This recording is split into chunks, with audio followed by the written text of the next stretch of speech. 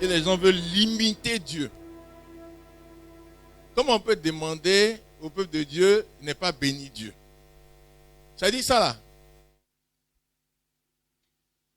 Les buveurs de bière et les païens, souvent, sont plus instruits que les chrétiens.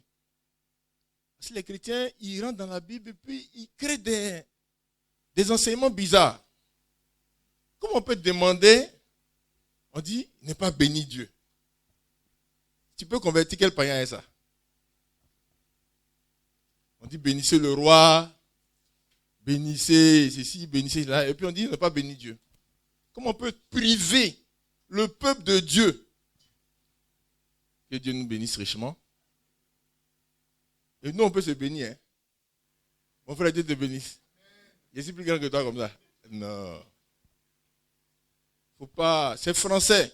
Là, c'est coup de français maintenant. Le mot béni, là, ça veut dire beaucoup de choses. Mais quand le Seigneur a demandé, les disciples ont demandé au Seigneur, enseigne-nous à prier. Il a commencé par bénir Dieu.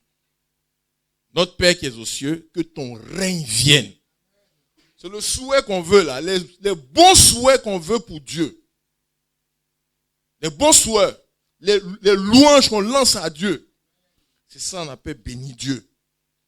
Et nous on peut le faire, on doit le faire. C'est une exigence. Tous les gens depuis le début qui ont marché avec Dieu jusqu'à la fin, ils ont toujours béni Dieu. Ils ont toujours béni Dieu. Que Dieu nous bénisse. Que le feu nettoie ces faux enseignements. Que le feu nettoie. On n'est pas dans un cours, c'est-à-dire un cours de théologie où on explique, tous les passages peuvent s'expliquer. Vous avez le passage qui dit, l'inférieur est béni par le supérieur. Ça, c'est son explication. Et puis il y a le passage qui dit, bénissez l'Éternel. Ça aussi, c'est son explication. On ne va pas supprimer un à cause de l'autre. Si tu enlèves la bénédiction de Dieu dans ta vie, là, tu enlèves beaucoup de choses. Tu enlèves beaucoup de choses. Toi-même, tu enlèves tes bénédictions aussi. Que Dieu nous bénisse richement. Et le diable, il travaille pour enlever les bonnes choses dans la vie des chrétiens. Les gens, ils sont tellement dans la théorie qu'ils perdent les fondements de la vie chrétienne. La première chose qu'on apprend à quelqu'un qui vient de se convertir, c'est de bénir Dieu. Amen. Qui a dit que 1 plus 1 est égal à 2 là? Quand on arrive à prépa ou bien quoi là, 1 plus 1 est égal à combien en prépa? C'est comme ça. Tu as appris ça, c'est bien que ça change. Que Dieu nous bénisse richement. Il y a un deuxième truc encore, il y a touché. On dit, il ne faut pas, les femmes vont prier pour le mariage. Comment on peut dire des choses comme ça? C'est un faux enseignement. C'est faux. C'est faux. Que Dieu nous bénisse. C'est faux. Le jour où on a écouté la prédication à Abidjan, à William Civil, on a écouté cette prédication-là. Ce jour-là, il y en a qui ont dit, la femme on ne doit pas prier pour le mariage. Moi, j'étais parmi ceux qui ont dit, c'est faux. C'est faux. Ça n'a pas changé. Il n'y a pas un jour, je croyais ça, et puis un jour, je n'ai plus cru. Ça n'a pas changé. Et il y a des sœurs pour lesquelles on priait pour leur délivrance pour le mariage, qui sont connues, qui ont souffert dans le mariage. Souffert. C'est un peu difficile de donner les noms des gens. Mais qui étaient liés dans le mariage. Le diable les a bloqués là. Parce que le diable peut te bloquer quelque part. Hein. Il peut te bloquer dans l'affaire de travail, dans l'affaire d'argent, dans la santé et dans le mariage. Où il t'a attrapé, t'a bloqué là. Toutes les autres choses sont perturbées. Toutes les autres choses sont perturbées. Il y a une sœur qui a dit, non mais ça tu parles de délivrance dans le mariage. Telle personne, elle n'est même pas convertie, elle est chez ce garçon, mais elle a pu se marier. Et non, ça dépend de où le diable t'a bloqué. Si tu n'as pas attrapé le mariage, ton mariage sera facile. Mais si c'est là qu'il a attaqué, c'est là que les fétiches de la famille sont positionnés. C'est là que les dieux de famille sont positionnés. C'est là que les sorciers ont attrapé. Ça là, ça va perturber toutes les autres choses de ta vie.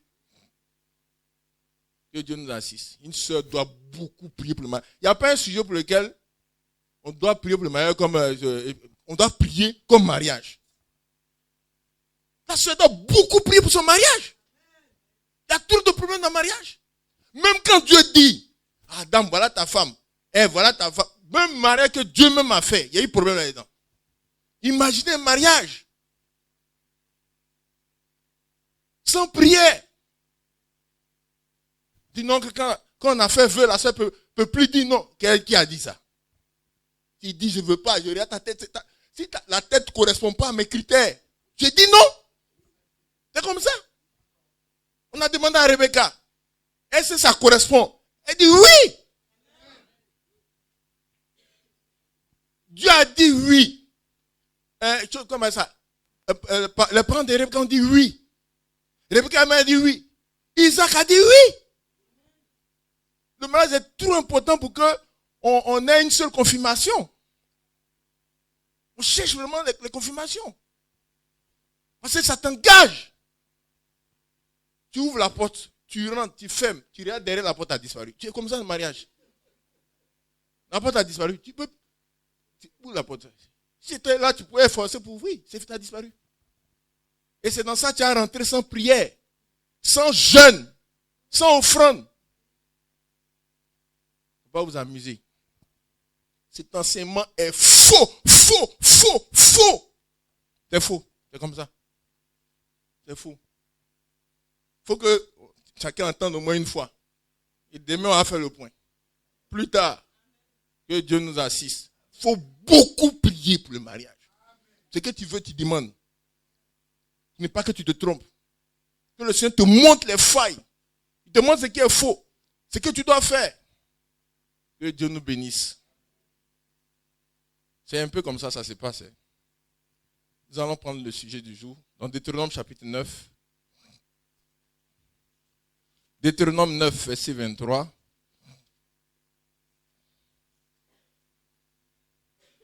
« 9, verset 23.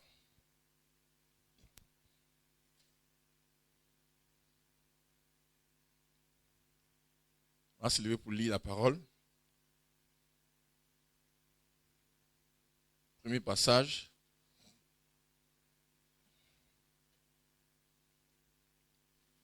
Deutéronome 9, verset 23, la Bible dit: Et lorsque l'Éternel vous envoya à Kadesh Barnéa, en disant: Montez et prenez possession du pays que je vous donne. Alléluia. Vous fûtes rebelles à l'ordre de l'Éternel, votre Dieu. Vous n'eûtes point foi en lui et vous n'obéissez point à sa voix. Vous avez été rebelles contre l'Éternel depuis que je vous connais. Que Dieu nous bénisse richement. On peut s'asseoir. C'est une version plus simple. Quelqu'un a une version plus simple que ça? Ou on passe pas au passé simple? Donnez le micro là-bas. Va lire dans une autre version. En lisant l'émission, on dit qu'il y a beaucoup de passés simples là-dedans. Lorsque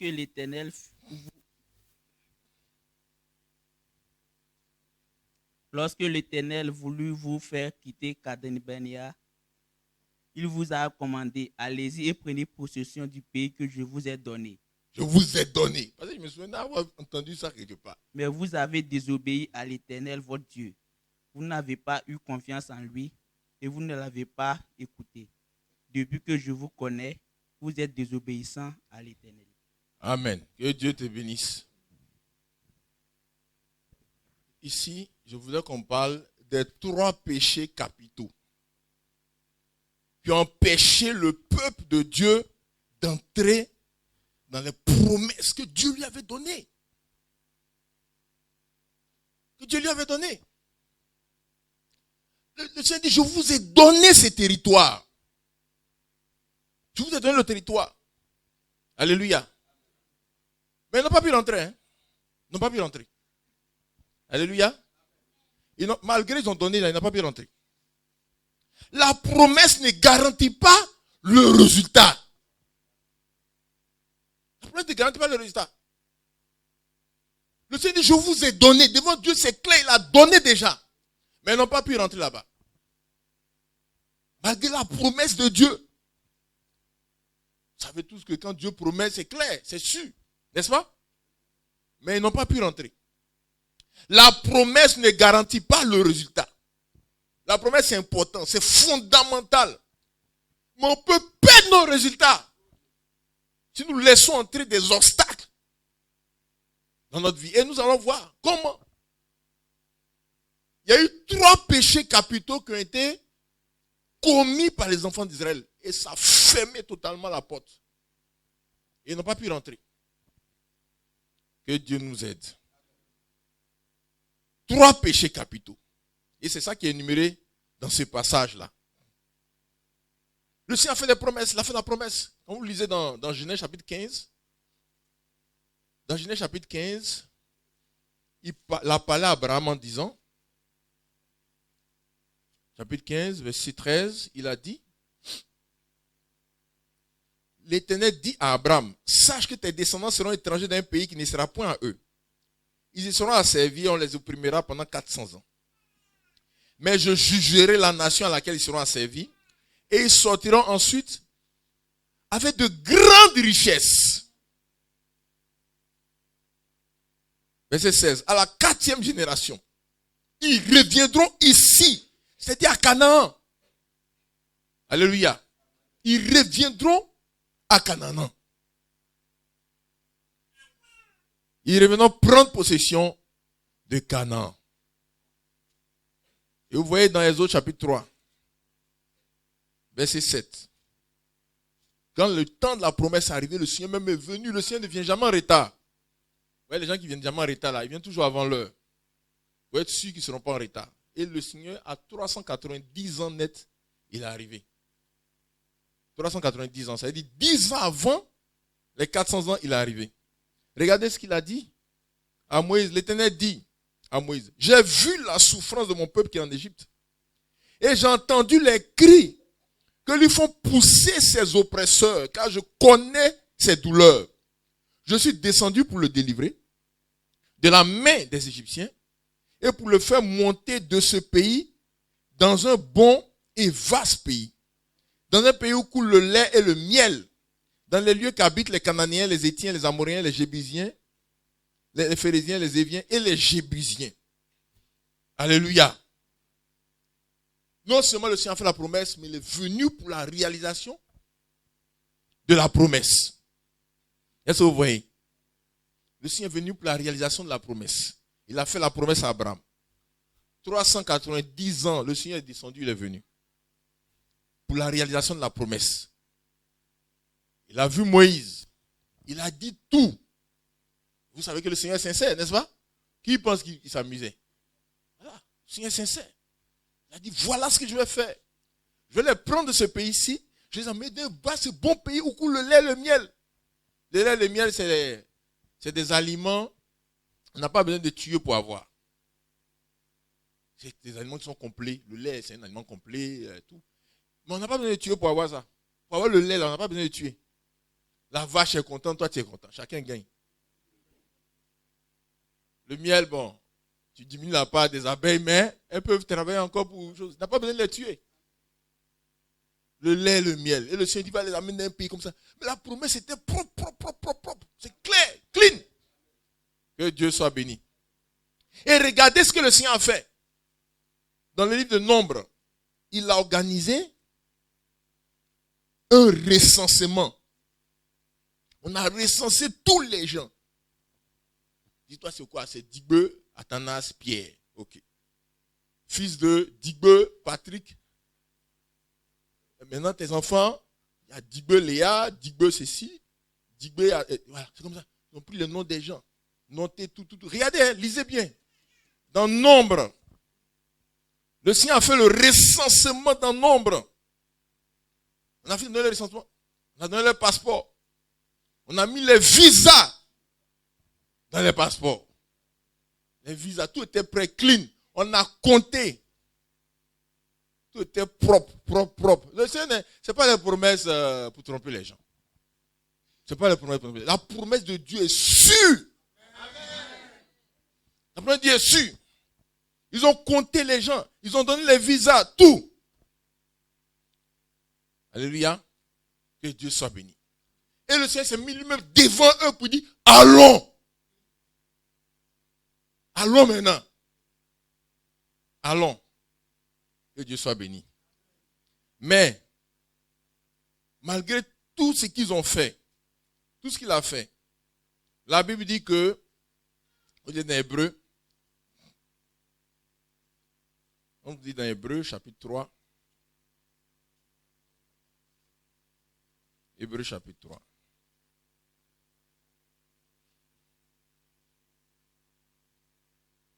Hébreu chapitre 3, verset 19. Il est écrit: aussi voyons-nous qu'ils n'aient pu y entrer à cause de leur incrédulité. À cause de leur incrédulité. Chapitre 4, verset 6.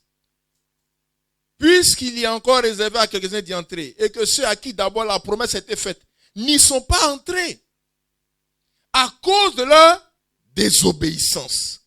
Ils ne sont pas entrés. Donc c'est pas ça, la montre vraiment que les gens ne sont pas rentrés. Hein? Est-ce qu'on voit?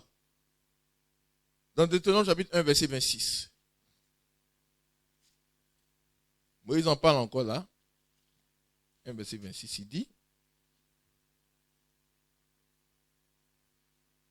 mais vous ne voulûtes point y monter.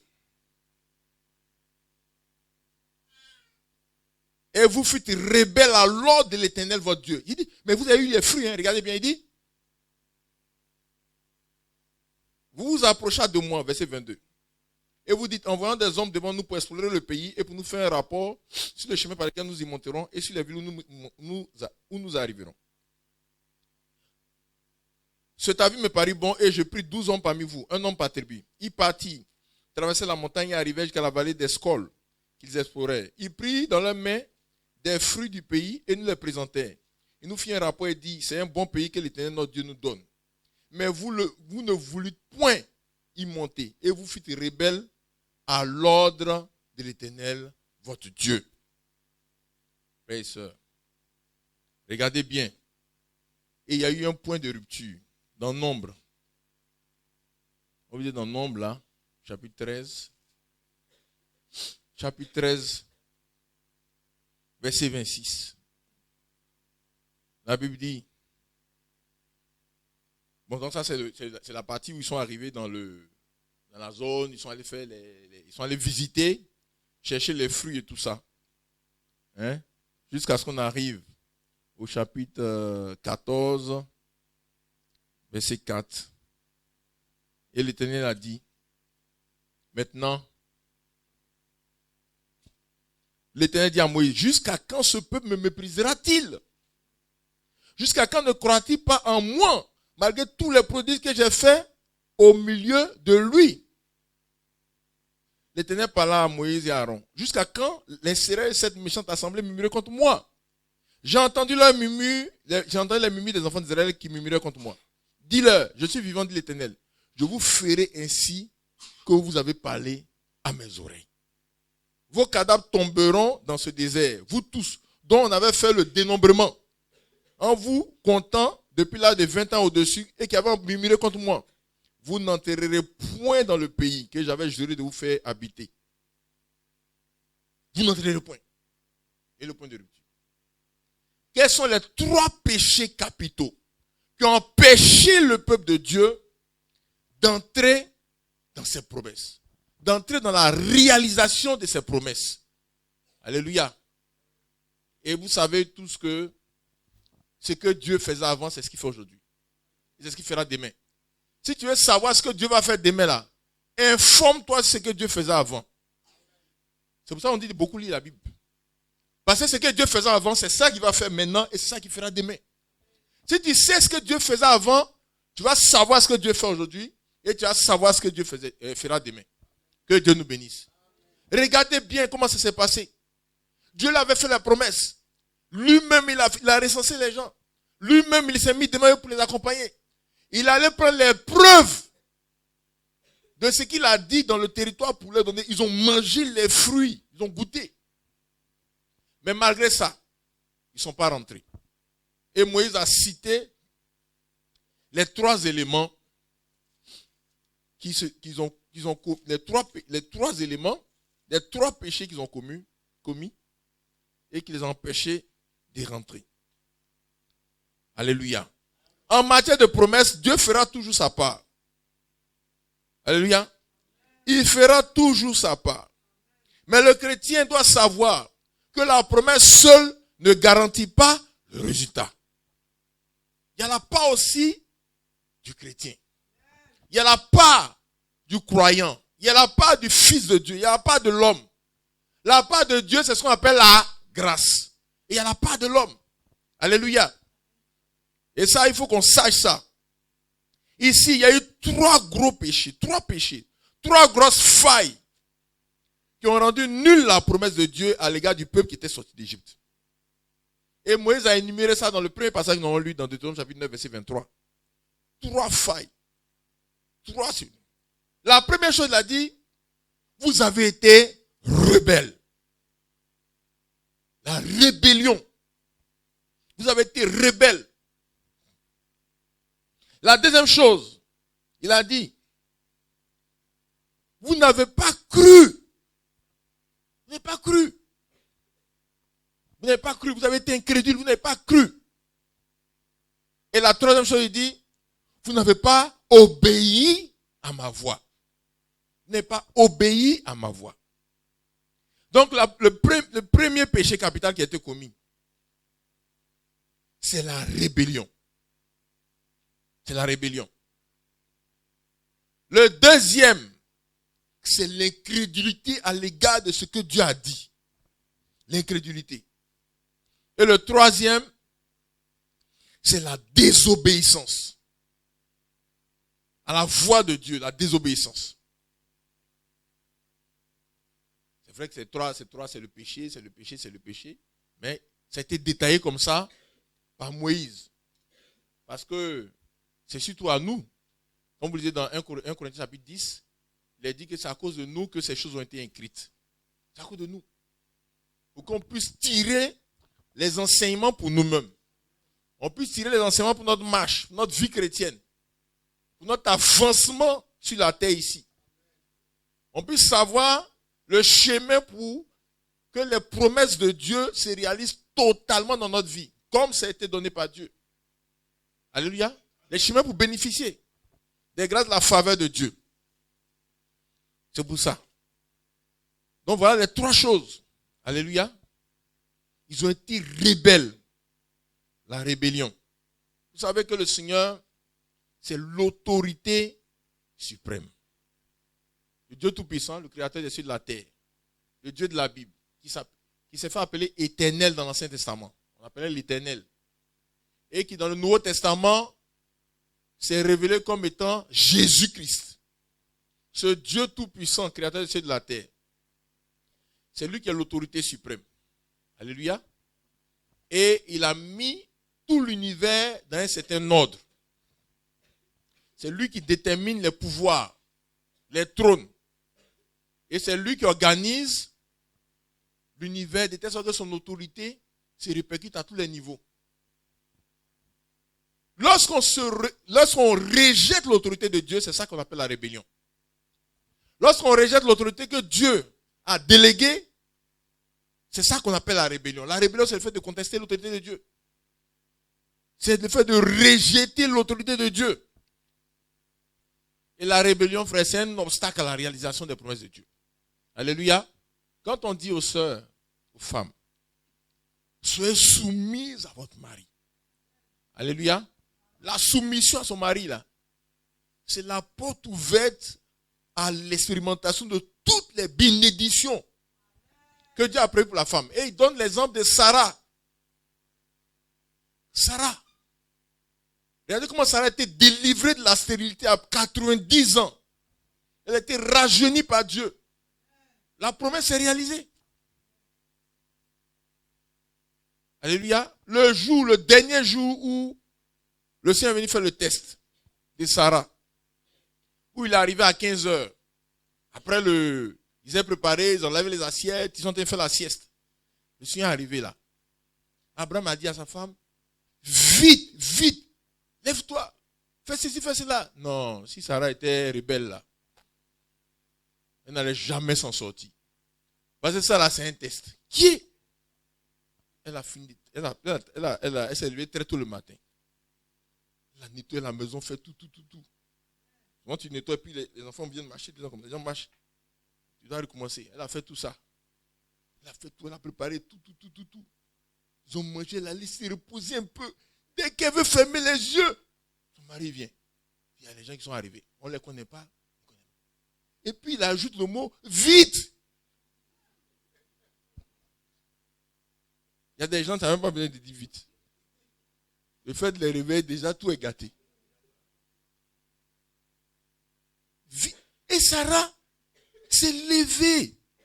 Elle a fait vite. Apprêter les choses. Il n'y a pas de turou. Elle n'a pas parlé. Non. Il y a des gens qui ont un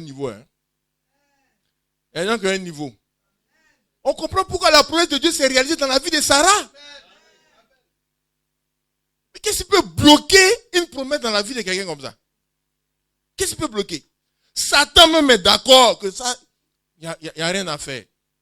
Satan même est d'accord avec le dossier. Que Dieu nous assiste. Satan est d'accord. Elle était délivrée de la stérilité. C'est une promesse de Dieu pour elle. La promesse de la stérilité n'est pas c'est pas dans la Bible. C'est dans la Bible.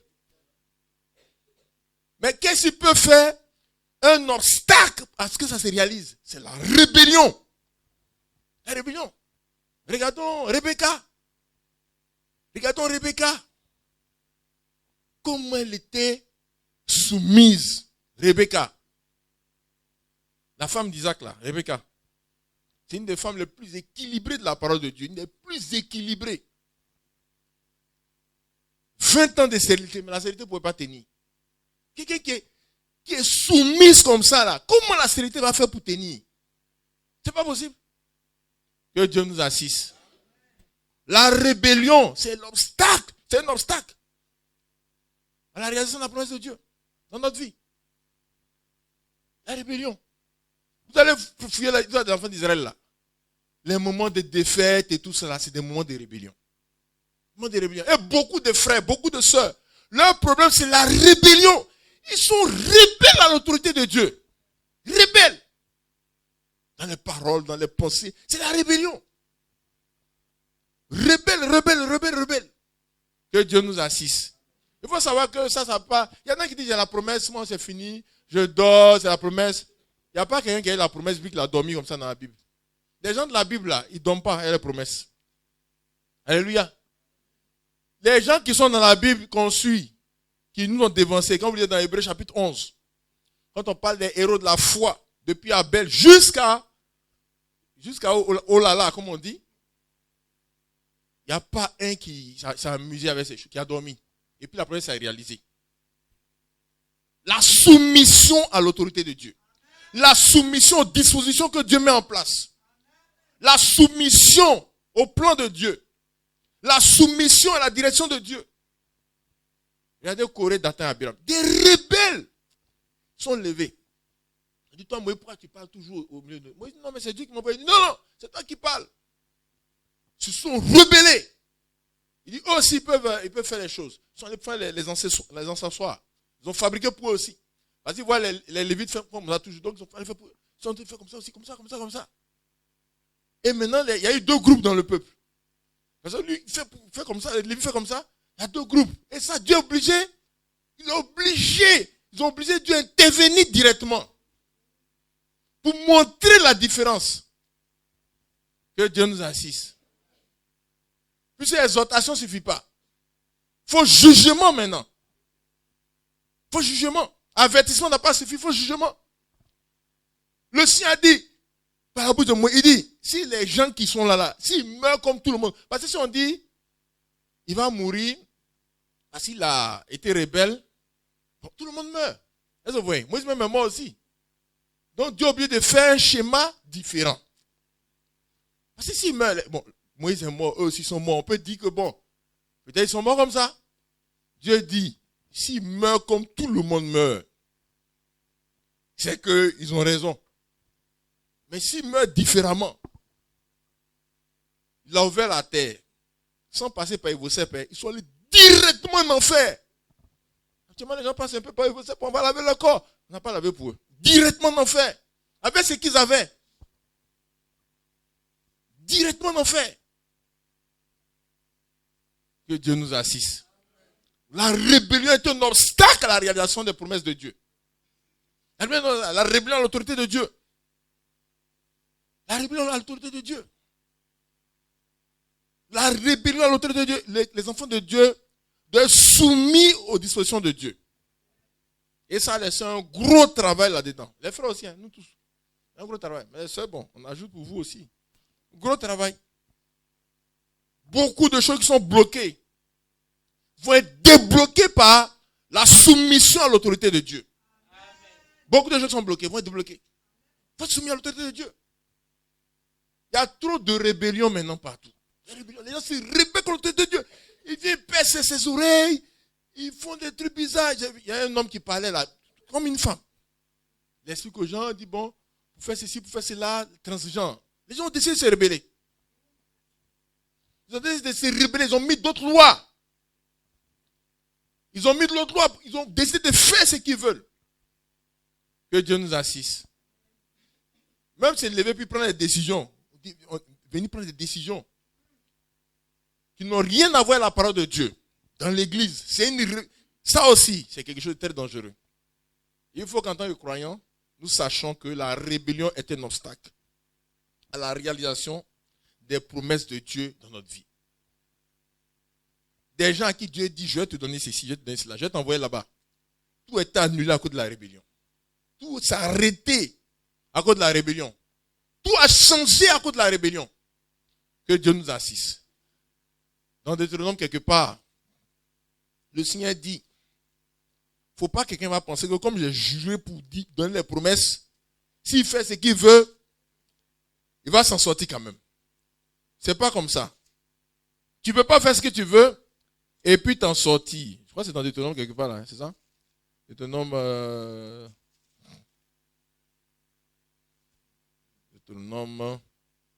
on pourra retrouver. Voilà, Deutéronome chapitre 29. Le Seigneur dit, vous savez de quelle manière nous avons habité dans le pays d'Égypte et comment nous avons passé au milieu des nations que vous avez traversées.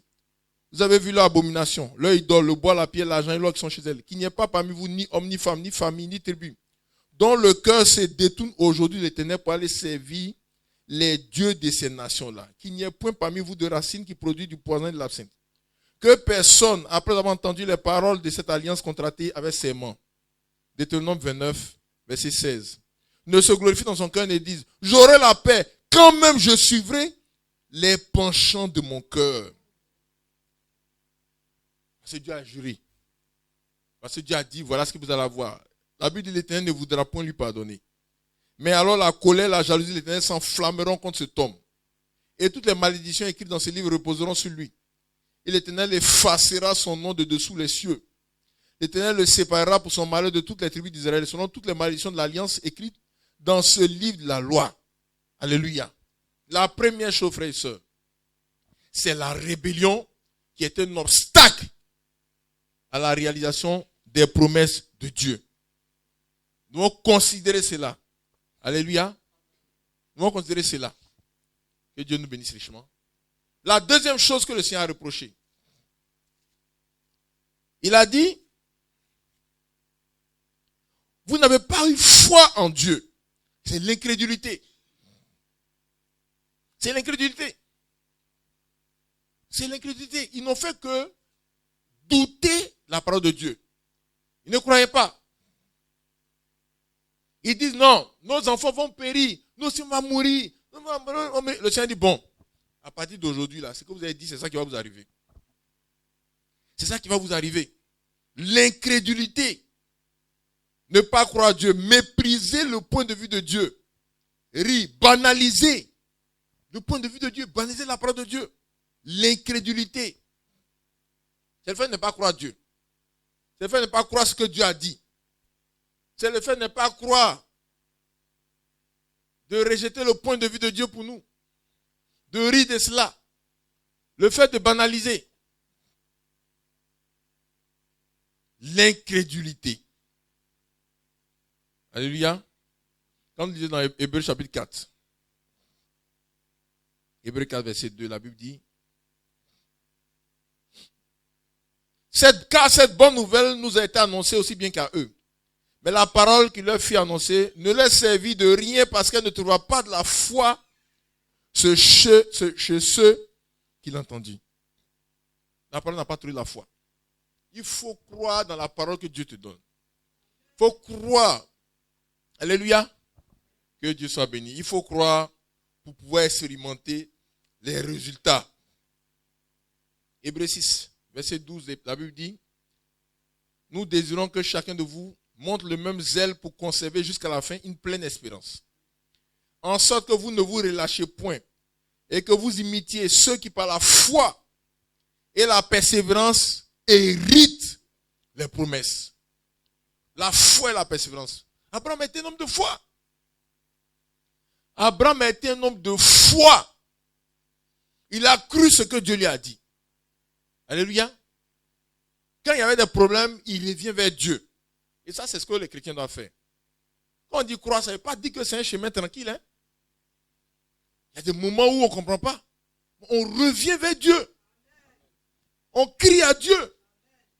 On interroge le Seigneur. On demande sa direction, sa clarté. Que Dieu soit béni. Abraham est revenu plusieurs fois vers Dieu. Il a dit, bon, mais tu es en train de parler là. C'est Eliezer qui est là. Hein? Il dit, non, ce n'est pas Eliezer. Ce n'est pas Eliezer qui va prendre. Après, il dit, Ismaël n'a qu'à vivre devant toi. Il dit, non, c'est ton fils qui va vivre. Celui qui va sortir de Sarah. Que Dieu nous assiste.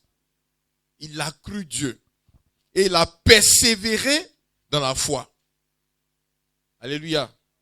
Toutes les promesses que Dieu nous donne, si nous persévérons dans la foi, nous allons voir la réalisation. Cheveux blancs ne bloquent pas la promesse de Dieu. Ah, mes cheveux sont dits blancs. Ce n'est pas grave. C'est que Dieu a dit, si tu crois, toi-même tu vas voir. Cheveux blancs ne bloquent pas la promesse de Dieu. Le temps perdu ne bloque pas la promesse de Dieu. C'est le temps perdu. C'est Dieu qui connaît le temps. C'est Dieu qui connaît le temps. C'est qui la femme va faire encore. Alléluia. Abraham avait 100 ans quand il a eu son enfant. Et après ça, il avait 75 ans de bonheur. Sa femme est morte, il a marié une autre femme. Il a eu encore beaucoup d'autres enfants. Dieu a fait rattraper tout le temps perdu. Alléluia. Regardez Job. Dieu a fait rattraper tout le temps qui semblait perdu. Dieu a fait rattraper tout le temps perdu. Le Seigneur avait dit à Abraham, le juge a fait l'alliance, il dit, tu auras une vieillesse heureuse. 75 ans de vieillesse. Il a eu femme, il a eu enfant, encore d'autres enfants, tout.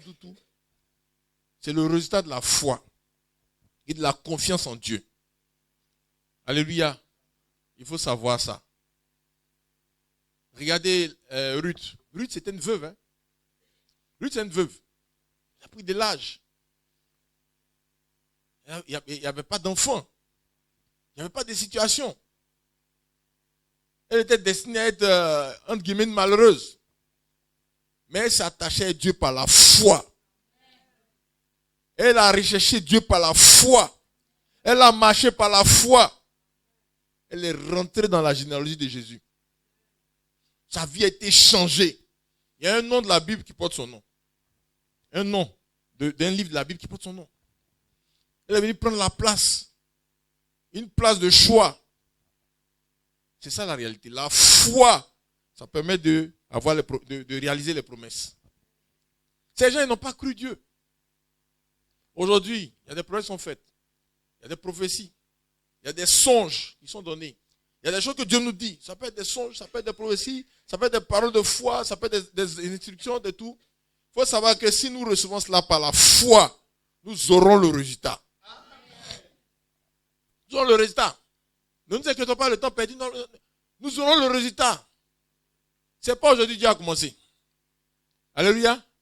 Ce n'est pas aujourd'hui qu'il a commencé ce travail-là. Il y a longtemps il fait ça. Il y a longtemps il a donné les résultats. Il y a des choses qu'il a dit. Aujourd'hui, tout le monde reconnaît que les Juifs, ils sont forts dans les bénédictions, dans les promesses. Ils sont forts dans le commerce, ils sont forts dans ces... Mais ça date depuis Abraham. Il a dit, tes descendants posséder les portes de leurs ennemis. Tout le monde reconnaît ça. Ce que Dieu a dit, ça marche encore jusqu'à aujourd'hui. Amen. Que Dieu soit béni. Ça veut dire que le Seigneur n'a pas changé. Il faut avoir la foi dans ses promesses.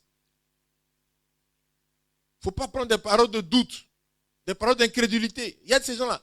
Ils parlent et ça Le Seigneur dit, mais il se fout de moi. Il dit, jusqu'à quand ces gens vont continuer à se foutre de moi? Il parle comme ça. Il dit, oh, mais tout ce que tu dis là, est-ce que c'est vrai? Oh, mais Moïse, mais tout ce que tu dis, c'est vrai. Il dit, à partir là-bas, on voit que c'est pas clair. C'est pas vrai, c'est pas clair, c'est pas vrai, c'est pas clair. Le Seigneur dit, c'est bon maintenant, c'est bon. C'est bon. Tous ceux-là, tous ceux qu'ils ont dit, c'est ça qu'ils vont avoir.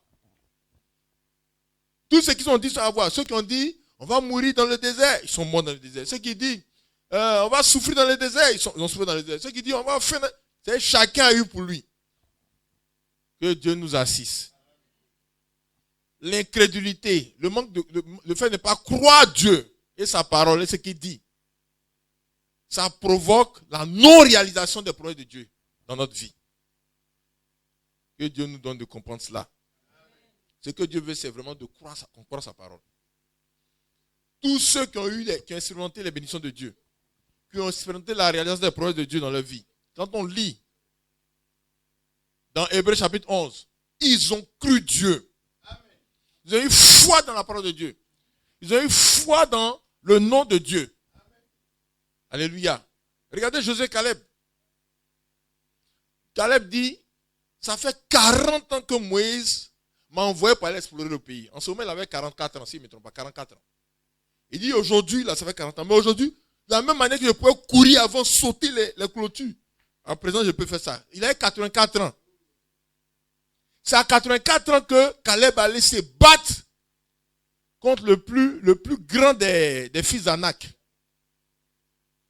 Des gens de 4 mètres de haut. C'est à 84 ans, il allait les battre et puis il a vaincu et il a pris son héritage. 84 ans. Il ne faut pas avoir peur du temps qui passe. Il ne faut pas avoir peur du temps qui passe. Ah, le temps passe. Ah, mes amis sont en train de faire ceci. Ah, mais ceci, c'est là. Il faut croire Dieu. Il ne faut pas douter. Dieu ne sera jamais en retard. Alléluia.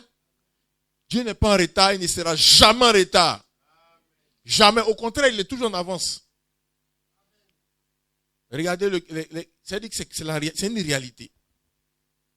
Dieu ne sera jamais en retard. Quelle que soit la situation, Dieu ne sera jamais en retard.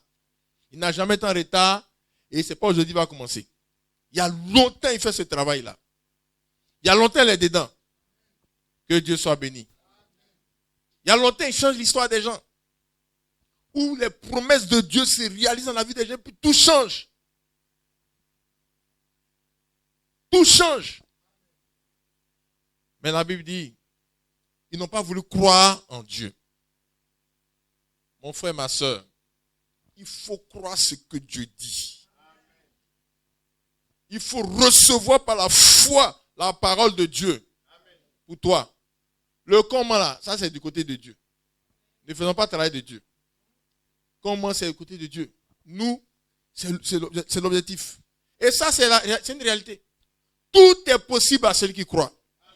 Il dit tout ce que vous demandez, croyez que vous l'avez reçu. Et vous le verrez s'accomplir. Il faut attaquer même les plus gros obstacles par la foi. Il faut attaquer ça. N'attaquez pas des sujets où même vous pouvez exaucer là. Ce n'est pas la peine. C'est ce qui est en haut là-bas. C'est ça qu'il faut attaquer. Caleb dit c'est la montagne où se trouvent les plus grands fils d'Anak là. C'est là que je prends. C'est ça qu'il faut attaquer. Il faut que les sujets aillent là-bas pour que tu vois ce que Dieu est capable de faire. Amen. Que Dieu nous assiste. Puis les foutous, tout ça. Toi, tu sais faire ça. Tu n'as pas besoin de foi pour ça. Toi-même, lève-toi, fais. Mais les choses où on dit, personne... Ouais, c'est ça qu'il faut faire. Que Dieu soit béni. C'est la même chose pour les élèves. Les élèves, il faut avoir une vision de ce qui est nécessaire pour votre foyer et tout. C'est même temps pour le foyer. Alléluia. Il y a quelqu'un avec qui je parlais là, dans la semaine. Là. Je dis, mais toi, tu veux combien? Qu'est-ce que tu veux? Il dit, non, mais je veux un bon salaire. Il dit, bon salaire, c'est quoi? Il dit, bon, 400 000. Après, même, moi, c'est demandé si ça peut régler. Il dit, ah, c'est comme ça, il faut réfléchir. Et puis, tu demandes au Seigneur. Alléluia. Amen. Que Dieu soit béni. Tout est possible à celui qui croit. Tout est possible à celui qui croit. Le comment, ce n'est pas ton problème. S'il y a un problème là-dedans, Dieu va te dire. Alléluia. S'il y a un problème, Dieu va te dire, il y a des gens qui disent, bon, peut-être c'est pas la volonté de Dieu, peut-être, ouais. Toi, tu penses que c'est comme ça, comment on appelle ça? C'est comme ça que on discerne la volonté de Dieu. Peut-être c'est pas la volonté de Dieu. Pourquoi? Parce qu'il y a des problèmes. Non, il y aura toujours des problèmes. Parce que Dieu va te donner quelque chose qui n'y aura pas de problème. Alléluia. Le Seigneur a dit, je vous donne ce territoire. Ils sont allés là. Tout le territoire occupé. Tout le territoire occupé. Ils sont revenus vers Dieu. Dieu dit, c'est ça. C'est ça, il dit, je vais vous donner. Il n'a pas changé sa parole. Ceux qui n'ont pas cru là, ils ont été dégagés. Les autres sont venus, ils ont pris. Que Dieu soit béni. Tout est possible à celui qui croit. Tout ce que vous demanderez, croyez que vous l'avez reçu. Vous l'avez reçu où ça? Vous avez reçu ça où? On n'a pas ça ici? Vous avez reçu où? Croyez que vous l'avez reçu. Vous l'avez reçu où? Prends le micro. Vous avez reçu où? Parle fort. À la croix. Voilà! Parce qu'il faut savoir où vous avez reçu la chose. Vous avez reçu où? À la croix. C'est un événement qui est passé. Est-ce que tu peux changer le passé? Est-ce que tu peux modifier le passé? Donc, si tu es fâché aujourd'hui, tu as reçu. Tu es content aujourd'hui, tu as reçu. Tu ne sens pas vraiment la présence de Dieu, tu as reçu. Tu sens la présence de Dieu, tu as reçu. C'est comme ça, ça ne dépend pas c'est au passé composé pour ne pas qu'on puisse modifier. Si ce n'était pas au passé composé, on allait modifier. Croyez que vous l'avez reçu à la croix. Que Dieu soit béni. Et vous le verrez s'accomplir. Croyez que vous l'avez reçu. Frère, ils n'ont pas cru, c'est pour ça que la promesse n'est pas réelle dans leur vie. Tout ce que tu crois que Dieu va t'adonner là, tu vas voir ça. Amen. C'est pour ça souvent quand les gens demandent les enfants, le Seigneur demande combien d'enfants tu veux. Je pose la question quelquefois. Tu veux combien? Tu veux combien? Tu veux combien? L'argent, tu veux combien? Maison, tu veux combien? Parce qu'on peut avoir besoin de beaucoup de maisons. Hein. Comme vous lisez dans la Bible David, il y a la maison d'hiver, maison d'été. C'est comme ça. Que Dieu nous assiste. Tout ça là, Dieu peut donner ça. C'est dans les promesses de Dieu. C'est dans les promesses de Dieu. Croyez que vous l'avez reçu et vous le verrez s'accomplir. Le fait de croire, ça ouvre la porte à toutes les promesses de Dieu. Que Dieu soit béni. Le troisième point, il dit, dans Deutéronome chapitre 9, verset 23, vous n'avez pas obéi à sa voix. Alléluia. Il s'agit de l'obéissance à la parole de Dieu. L'obéissance à la voix de Dieu. Si tu vis dans la désobéissance à la parole de Dieu, tu vas rendre nul à ton égard les promesses de Dieu. Si tu désobéis à la voix de Dieu. Alléluia. Que Dieu nous bénisse richement. Il faut obéir à la parole de Dieu. Il faut obéir à la voix de Dieu. Parce que le Seigneur donne la direction. Il dit, allez à droite, tu vas à droite. Va à gauche, va à gauche. Voilà comment il faut faire. Il faut faire comme ça. Mais ces gens ont été désobéissants. Ils ont été désobéissants. Regardez Samson. Il y avait un secret entre lui et Dieu. N'est-ce pas? Il allait livrer le secret. Or, la Bible avait dit que Samson va délivrer Israël des Philistins. Donc les Philistins, chaque fois que Samson se trouve dans les Philistins, l'Esprit de Dieu tombe sur lui, il a la force pour les vaincre. Mais quand il a désobéi, qu'est-ce qui s'est passé? Les Philistins l'ont vaincu. Les Philistins l'ont vaincu. On ne peut pas vivre la vie chrétienne sans obéissance à la parole, là, ça n'existe pas, frères et sœurs. Ça n'existe pas. Vie chrétienne, on fait et puis on n'obéit pas à la parole de Dieu, ça n'existe pas. C'est pour ça qu'on doit fouiller les WhatsApp, les Facebook. On doit fouiller nos relations. Pour ne pas laisser le faux rentrer dans notre vie. Pour ne pas laisser le faux rentrer dans notre vie. Pour avancer avec Dieu, il faut marcher dans l'obéissance. Tu veux que Dieu te donne un bon mariage et tout ça, tu dois t'éloigner de la prostitution. L'esprit de prostitution ne peut jamais te donner un mariage. Jamais. Et les filles aujourd'hui, elles ont dit non, si je ne monte pas ma cuisse, qui va me prendre comme. Que le mari va me prendre. Non. Si tu montes ta cuisse, les gens qui cherchent femmes, les faux types là, c'est eux qui vont te chercher. Juste pour jouer avec toi et puis ils vont te laisser. Qui marie une prostituée? Personne. Tu viens avec le modèle de la prostitution. Ils vont jouer avec toi et puis ils vont te laisser. Que Dieu nous assiste. Tu dois marcher dans l'obéissance à la parole de Dieu pour que tout ce que Dieu a prévu pour toi se réalise. Il ne faut pas avoir peur. Regardez Rebecca. La Bible dit aucun homme ne l'avait touchée. Elle était vierge. Elle a travaillé comme elle s'est apprêtée pour le foyer. Elle s'est préparée. Elle sait gérer les étrangers. Elle a tout fait là. Elle a été localisée par Dieu. Dieu va te localiser. Comment se faire localiser par Dieu? C'est quand tu vas dans l'obéissance que Dieu te localise. On a dit à David, suivez le troupeau. Nathan suivait le troupeau. Nathan suivait le troupeau. Il suivait. La nuit, le jour, il suivait. Dieu l'a localisé. Dieu cherchait un berger. Tous les autres bergers là, ils sont en train de s'amuser. Lui, David, suivait le troupeau. Il a trouvé son berger. Il a dit à Samuel, j'ai trouvé un berger qui va faire le travail pour Israël. On allait le trouver là où il était. Son papa même enlevé son nom dans la liste de ses enfants. Parce qu'il était convaincu que lui là, c'est pas lui qui peut faire. Les autres, ils sont en train de regarder télénovelas à la maison. C'est eux. Ouais. C'est pas comme ça avec Dieu. Hein? C'est pas avec Dieu. Tu ne seras pas localisé si tu regardes télénovelas. Tu mets du faux dans ta vie là. Tu peux blaguer les gens, mais Dieu ne va jamais te localiser. Il faut marcher dans l'obéissance à la parole. La vie chrétienne sans la sanctification, ça ne vaut rien. Il faut la sainteté, la sanctification. Il faut. C'est comme ça. Vie chrétienne n'a d'aucun flair. Ça ne marche pas. Il faut la sanctification. Sanctification dans les paroles. Sanctification dans l'habillement. Sanctification dans les relations. Sanctification dans le portable. Sanctification dans la télévision. Sanctification dans le Facebook. Dans le WhatsApp. Dans le YouTube. Sanctification. Même quand tu es seul, en cachette avec les gens. Sanctification quand tu es les païens. Sanctification quand tu es les frères. La vie chrétienne, c'est comme ça. Mais ces gens-là, ils marchaient dans la désobéissance à la parole. Ils n'écoutaient pas la voix de Dieu. Ce qu'ils veulent faire, c'est ça, ils font. Ce qu'ils veulent faire, c'est ça, ils font. Dis, mais il y a quoi qui est dedans? C'est quoi qui est péché? C'est à quoi de ça là? C'est des gens qui marchent dans la désobéissance à la parole de Dieu. Ça ne marche pas. Regardez Saül. C'est un homme désobéissant. Dieu lui dit, va nettoyer Amalek. Est-ce qu'on comprend? Il s'en va. Et puis lui-même, il tue ceux qu'il veut tuer.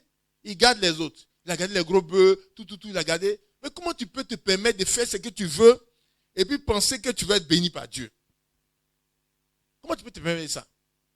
Beaucoup de frères, surtout les chrétiens, là, quand ils ont des problèmes, là, c'est lié beaucoup de fois à la désobéissance. Ils vont venir te fatiguer pour te dire, frère, je ne comprends pas, je suis fatigué, je ne comprends pas, priez pour moi, frère, il faut me prendre la main. Et puis souvent, c'est eux qui te disent ce qu'il faut faire. Impose la main sur moi, frère, il faut jeûner pour moi. Tu penses qu'on est à ton service? On n'est pas à ton service. Tu sais ce que tu as fait, puis tu veux fatiguer les gens. Tu voles la dîme de Dieu. Tu voles les offrandes de Dieu. Tu viens fatiguer les gens. Que Dieu nous assiste. Il faut apprendre, il faut être obéissant. Et ça implique une vie de repentance, de confession de tout péché. Il faut confesser les péchés. Tu as des fausses choses que tu as fait là. Tu dois confesser. Tu allais prendre canari, tu allais chercher le pouvoir du canari. Et tu viens fatiguer les gens. Tu dois te repentir de ça. C'est comme un monsieur qui est venu pour la délivrance. Et comme on ne déshabille pas les gens pour la délivrance, l'assassin de sécurité au milieu comme ça. C'est sorti bourreau comme ça devant le serviteur de Dieu. Il dit, mais c'est quoi? Tu viens faire cette sécurité dans l'église ici? Que Dieu nous assiste. Il faut une vie d'obéissance à la parole. Il faut enlever le faux dans notre vie. Il faut confesser tous les péchés. Confesser ce qui est faux, ce qui ne plaît pas à Dieu, ce qui n'honore pas à Dieu. Il faut tout confesser, mettre de l'ordre. Arrêtez de fatiguer Dieu et les gens. Que Dieu nous assiste. Il faut être sincère devant le Seigneur. Il faut confesser tout. Il n'était pas obéissant. Il n'était pas obéissant. Frères et sœurs, regardez quand ils sont allés vaincre Haï. Quand ils ont détruit Jéricho là, ils ont pris des choses consacrées à Dieu. Les prémices sont consacrées à Dieu. Les prémices sont consacrées à Dieu. Les premiers fruits là, c'est consacré à Dieu. Les dîmes sont consacrés à Dieu. Les offrandes aussi qui sont consacrées à Dieu sont à Dieu. Mais ils ont pris de l'or dans Jéricho. Alors que c'était les prémices. Ça appartient à Dieu. Et quand ils ont pris l'or, qu'est-ce qui s'est passé, frères et sœurs? Le Seigneur s'est fâché. C'est fâché. La désobéissance à la parole de Dieu, c'est un obstacle à la réalisation des promesses de Dieu. C'est un obstacle à la réalisation. Tu ne peux pas faire ce que tu veux et puis être béni. Si dans ta maison, il y a la désobéissance, il y a le faux dans ta maison, il y a les relations impures, tout ça, c'est un obstacle à la réalisation des promesses de Dieu. C'est un obstacle à la réalisation des promesses de Dieu. Il faut qu'il ait obéissance à la parole de Dieu. Il faut qu'il ait obéissance à la loi de Dieu. Il faut ordonner ta maison là, conformément à la parole de Dieu. Ordonne ta maison conformément à la loi de Dieu. Ordonne tes enfants conformément à la loi de Dieu. Organise ta maison conformément à la loi de Dieu. Ordonne. Si tonton vient vous voir, tonton rentre sous ce système-là. Tonton ne va pas venir mettre son pied dans le fauteuil et puis allumer les trucs qu'on ne doit pas avoir dans la maison. Il se soumet à ça. Que Dieu nous bénisse. Il faut comprendre, il faut connaître ça. Pourquoi la promesse de Dieu ne s'est pas réalisée dans leur vie? Alors que Dieu leur avait promis d'aller dans le territoire. Dieu avait tout dit. Pourquoi ils n'ont pas pu arriver? Mais parce qu'ils ont été rebelles à Dieu. Parce qu'ils ont été incrédules vis-à-vis de la parole de Dieu. Parce qu'ils n'ont pas obéi à la parole. Et beaucoup de frères et sœurs là, c'est leur problème qui est là comme ça. C'est comme ça dans l'église, c'est le problème. Et ils m'ont dit non, c'est pas. Un jour, dans l'église, on était là. Et c'est peut-être Dieu qui dit, bon, ceux qui n'ont pas encore baptisé le Saint-Esprit n'ont qu'à s'élever, on va prier pour eux. Je vous dis que plus de 80% des gens se sont levés dans l'église. Plus de 80%. Il y a même des gens qui étaient derrière lui. J'ai cru voir une ou deux personnes derrière lui qui sont levées. Et puis il y a un frère qui dit, non, mais tu sais, frère Kevin, les frères n'ont pas la connaissance. C'est pour ça. Les frères savent très bien pourquoi ils sont levés. Ils savent plus rien. Il n'y a pas quelqu'un qui a obligé son ami à se lever. Ils savent pourquoi ils se sont levés. C'est en connaissance de cause. Ils se sont levés. Il ne faut pas venir blaguer les gens. Ils savent ce qu'ils vivent. Que Dieu nous assiste. Ils savent ce qu'ils vivent. On a vu des frères fuir dans les délivrances. Le monde lui a dit, mais toi c'est là, toi c'est là. Puis il est parti. Il savait ce qu'il vivait, le frère. Lui et les démons savent. Les autres frères ne savaient pas. Mais lui et les démons savaient. Lui et les démons savaient.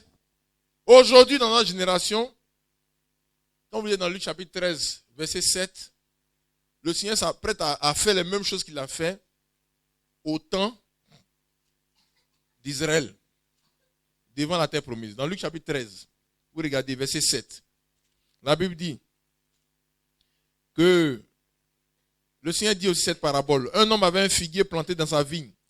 Il vint pour y chercher du fruit et il n'en trouva point. Et il dit au vigneron, voilà 3 ans que je viens chercher du fruit à ce figuier, je n'en trouve point. Coupe-le, pourquoi occupe-t-il la terre inutilement? Le vigneron lui répondit, Seigneur, laisse-le encore cette année, je creuserai tout et j'y mettrai du fumier. Peut-être à l'avenir, donnera-t-il du fruit, sinon tu le couperas. Alléluia. La plantation de l'Éternel, c'est l'église. Hein. Quand on parle du figuier, de la vigne, tout ça là, c'est la plantation de l'Éternel, c'est l'église. Tous ceux qui ne donnent pas le fruit là, il y a longtemps le Seigneur parle, les gens n'avancent pas. Ils sont dans leur vie, comme ils vivent comme avant, ils ont leur manière de faire. Le Seigneur va remplacer. Le Seigneur va remplacer. Est-ce qu'on comprend? Il l'a déjà fait avant. Hein? Il l'a déjà fait avant. Il a remplacé une génération. Aujourd'hui encore, c'est la même chose. Si les gens s'amusent avec leur foi, ils s'amusent avec leur vie chrétienne, ils sont en train de jouer, mettre le faux parmi eux, le Seigneur va encore remplacer. Il a dit, pourquoi occupe-t-il inutilement la terre, le terrain? Il donne encore un peu de temps. C'est pour ça, en tant que croyant, en tant que chrétien, il faut qu'on mette de l'ordre dans tous les aspects de notre vie. Alléluia. Il faut mettre de l'ordre dans tous les aspects de notre vie. Il ne faut pas se relâcher dans notre engagement pour Dieu. Il faut persévérer, il faut croire. Alléluia. Il faut recevoir sa parole et obéir. Se soumettre à son autorité. On ne va pas regretter. On ne va pas regretter. Alléluia. Ce n'est pas la fin de l'histoire, les difficultés. Les difficultés, il y en a. Les problèmes, les attaques, il y en a. Ce n'est pas la fin de l'histoire. Mais si nous persévérons dans la foi, si nous persévérons dans l'obéissance à la parole de Dieu, si nous persévérons dans la soumission à son autorité, nous n'allons jamais regretter. Ça va bien se terminer. Ça va bien se passer. Que Dieu nous bénisse richement. Engageons-nous dans la foi, dans l'obéissance à la parole, dans la soumission à l'autorité de Dieu. Engageons notre maison dans la foi, dans la soumission à la parole et dans la soumission à son autorité. Engageons nos enfants. Engageons-nous. Que Dieu soit béni. La fin de l'histoire, ce n'est pas les brouteurs qui sont dans Range Rover. Ça, ce n'est pas la fin de l'histoire. Nous allons voir nous-mêmes. Le territoire où Dieu veut nous donner là. Il y a des gens qui sont assis là-bas. Nous allons voir nous-mêmes ce qui va se passer. Le Seigneur va nettoyer tout ça. Les gens vont savoir que c'est ceux qui craignent Dieu, c'est eux qui gagnent. Que Dieu soit béni. Ceux qui craignent Dieu, ceux qui marchent avec Dieu, c'est eux qui vont gagner. Pourquoi on prie pour attaquer les fétiches? C'est ceux qui adorent les fétiches là qui règnent aujourd'hui. Pourquoi on prie pour attaquer les fétiches? C'est pour que Dieu change les choses. C'est pour que Dieu change les choses. Pour que ce soit ceux qui craignent Dieu qui soient en haut. Quand vous lisez dans le livre de Malachie, dans Malachie, le Seigneur dit, car voici, le jour vient. Regardez d'abord. Il dit, alors ceux qui craignent l'Éternel se parlaient l'un à l'autre. L'Éternel fut attentif et il écouta, et un livre de souvenirs fut écrit devant lui pour ceux qui craignent l'Éternel et qui honorent son nom. Amen. Ne croyons pas que nous allons craindre Dieu, marcher avec Dieu, et puis Dieu va oublier ça. Il y a un livre de souvenirs. Il y a des choses que le Seigneur m'a rappelé. Est-ce que vous savez que la date de ma conversion, c'est Dieu qui m'a rappelé ça? Je ne savais plus si c'était 83 ou bien 84. C'est lui qui m'a dit à 10 ans. Et je me suis souvenu, c'est 10 ans. Donc, c'est pour dire quoi? Il y a un livre de souvenirs qui est écrit devant Dieu. Et la Bible dit, ils seront à moi, dit l'Éternel des armées, ils m'appartiendront au jour que je prépare. Quand on dit au jour que je prépare, il y en a qui pensent que c'est l'enlèvement et tout ça. Non, sur la terre d'abord. Sur la terre d'abord. Abraham, c'est sur la terre d'abord qu'il était béni. Quand on dit la bénédiction d'Abraham, là, ce n'est pas la bénédiction du millénium ni de la nouvelle terre des nouveaux cieux. Il a mangé viande sur la terre ici d'abord. Les bonnes choses de la terre, il a mangé. Ils seront à moi de l'Éternel des armées. Ils m'appartiendront au jour que je prépare. J'aurai compassion d'eux comme un homme a compassion de son fils qui le sert. Et vous verrez de nouveau la différence entre le juste et le méchant. Entre celui qui sert Dieu et celui qui ne le sert pas. Ce n'est pas dans le ciel la différence va se faire parce que dans le ciel, il n'y a pas de méchants là-bas. C'est sur la terre ici que Dieu nous assise. Car voici le jour vient. Donc comme une fournaise. Tous les hautains et tous les méchants seront comme du chaume. Le jour qui vient les embrasera, dit l'Éternel des armées. Il ne leur laissera ni racine ni rameau. Mais pour vous qui craignez mon nom, se lèvera le soleil de la justice. Un même jour. Mais ce jour-là, les faux vont brûler et ceux qui sont bons vont briller. Que Dieu soit béni. Et vous sauterez comme les veaux d'une étable et vous foulerez les méchants. Que Dieu soit béni. Et ça, pour ça, frères et sœurs, nous devons savoir que nous devons marcher et persévérer dans la foi dans le Seigneur. Nous devons marcher et persévérer dans l'obéissance à la parole du Seigneur. Nous devons marcher et persévérer dans la soumission à son autorité. Tous les gens aujourd'hui sur la terre, qui font promotion de mariage, garçon, garçon, fille, fille, d'ici peu, le feu va nettoyer. Le feu va nettoyer. Ils sont venus mettre d'autres modèles. Ils sont venus prendre d'autres décisions. Le feu va nettoyer. Que Dieu soit béni. Le feu va nettoyer. Considérons la parole de Dieu, considérons. N'ayons pas peur. Que Dieu soit béni. Nous allons prier le Seigneur ensemble. Par rapport à ces paroles, levons-nous. Levons-nous, prions. Nous allons prier le Seigneur.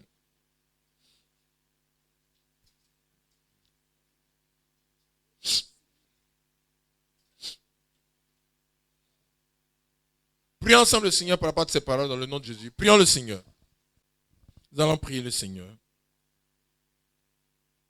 Partout où il y a des choses qui ne plaisent pas à Dieu dans nos vies, partout où il y a la désobéissance, partout où il y a l'incrédulité, partout où il y a la rébellion à l'autorité de Dieu, à l'ordre établi par le Seigneur, que tout soit confessé ôté.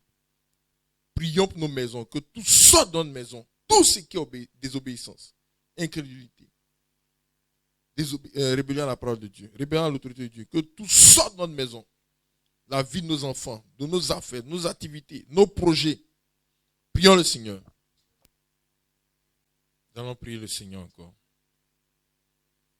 Il nous remplit de foi et de confiance en lui. Il dit tout ce que vous demanderez à la fois, croyez que vous l'avez reçu et vous le verrez s'accomplir. Toutes les promesses qu'il nous a faites. Les sujets qu'il a mis dans nos cœurs, qui sont nos préoccupations aujourd'hui. Nous allons prier le Seigneur qui nous remplit de foi et de confiance en lui. De foi complète et totale et de confiance en lui. Tout ce qui est incrédulité soit chassé. Tout ce qui est doute soit chassé. C'est-à-dire ceux qui héritent les promesses par la persévérance, par la foi. Nous allons prier le Seigneur qui nous remplit de foi et de confiance totale en lui au nom de Jésus-Christ. Prions le Seigneur. Nous allons prier encore le Seigneur. Partout où que tout ce qui est péché caché, tout ce qui est péché chronique soit chassé totalement de notre vie. Tout ce qui est péché caché, péché chronique, obstacle à la bénédiction qui est dans notre vie, dans notre foyer, dans notre maison, que tout soit confessé, chassé de notre vie. Tout soit confessé, chassé de nos affaires. Prions le Seigneur encore une fois. Que le feu de Dieu détruise les œuvres des ténèbres dans ce pays. Tout ce qui est fétiche, tout ce qui est autel impur, que le feu de Dieu nettoie partout. Que ce pays soit totalement libéré des œuvres des ténèbres, la sorcellerie, des fétiches, des sacrifices, des alliances impures. Que le feu de Dieu nettoie tout au nom de Jésus-Christ. Prions le Seigneur pour cela, au nom de Jésus-Christ. Tous les fondements sataniques qui sont dans nos familles soient détruits au nom de Jésus-Christ. Les maladies familiales, les fétiches des familles, la sorcellerie familiale, les dieux de famille, les liens de famille, les autels de famille, que tout soit détruit, tout soit brûlé par le feu de Dieu. Détruis tout au nom de Jésus. Prions le Seigneur. Tout ce qui est blocage spirituel dans notre vie, partout où une situation de blocage s'est installée dans notre vie, blocage dans le mariage, blocage dans la santé, blocage dans les blocages de pauvreté, partout où une situation de blocage s'est installée dans notre vie, que le feu détruise ce blocage au nom de Jésus-Christ. Que le feu détruise ce blocage au nom de Jésus-Christ. Prions le Seigneur. Le Seigneur a donné des instructions bien spécifiques par rapport à leurs problèmes. Souvent, tu viens consulter le Seigneur, tu demandes la direction du Seigneur, tu pries le Seigneur, il te donne des instructions. Il te donne des directives. Nous allons prier. Il y en a qui ont fait des vœux aussi par rapport à une situation avec le Seigneur. Des vœux. Ils ont dit, ah si, telle chose se passe, voilà ce qu'on a fait, voilà ce que j'ai fait. Nous allons prier le Seigneur afin qu'il nous donne d'être obéissant aux directives de Dieu. Il nous donne de respecter les directives de Dieu, d'être fidèle dans les engagements que nous avons pris avec le Seigneur, d'être fidèle dans les vœux que nous avons fait avec le Seigneur, de respecter, qu'il n'y ait pas de situation de désobéissance, pas de situation de rébellion, pas de situation d'oubli, pas de situation de négligence, de paresse, de laisser aller. Prions le Seigneur par rapport à ça. Après,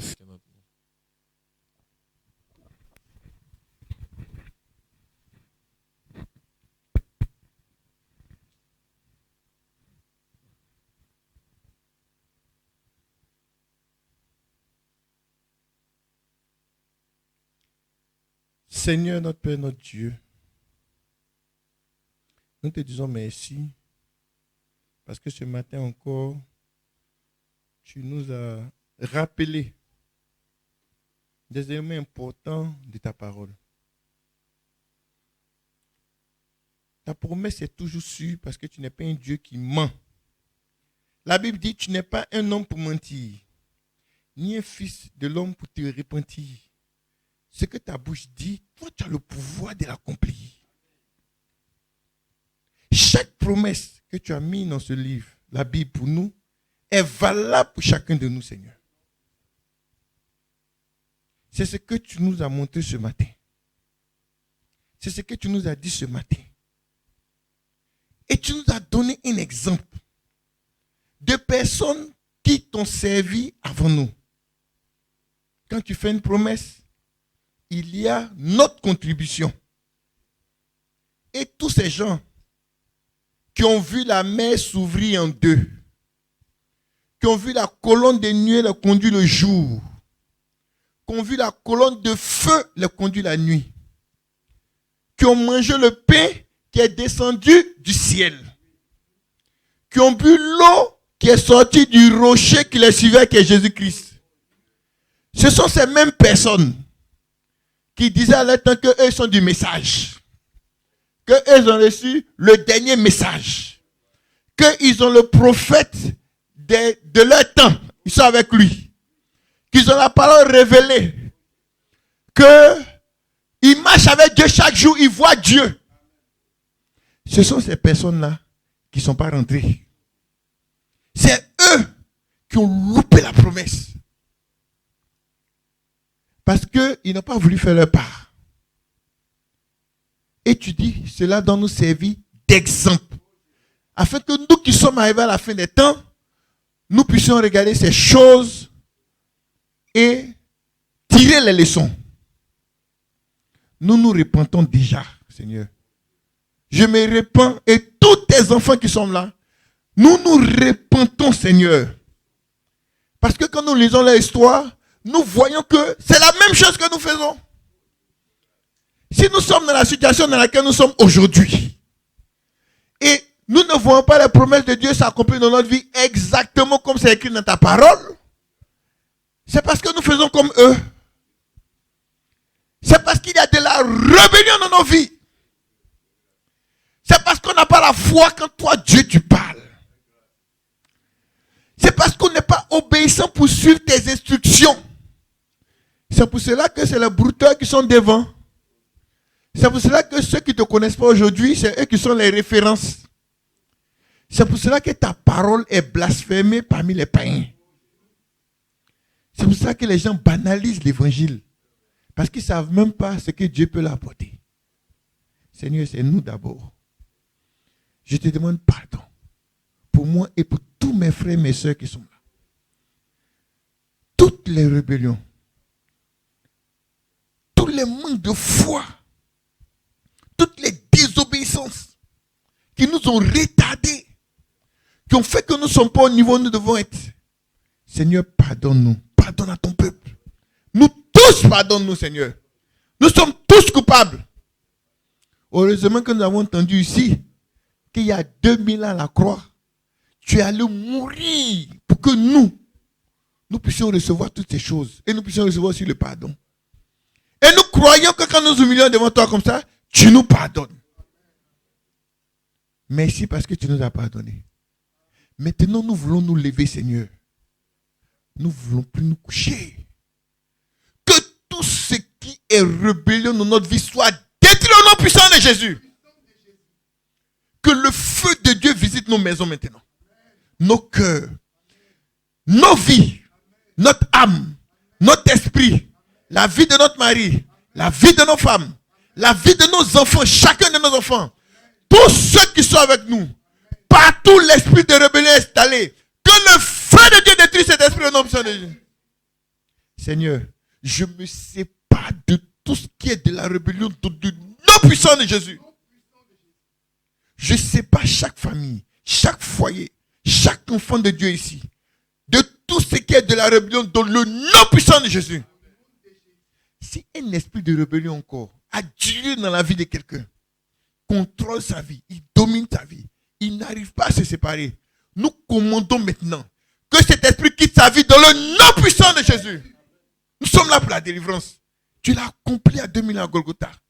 Nous ne pouvons pas entendre ces paroles et continuer à marcher comme nous avons marché avant pour ne pas atteindre les résultats.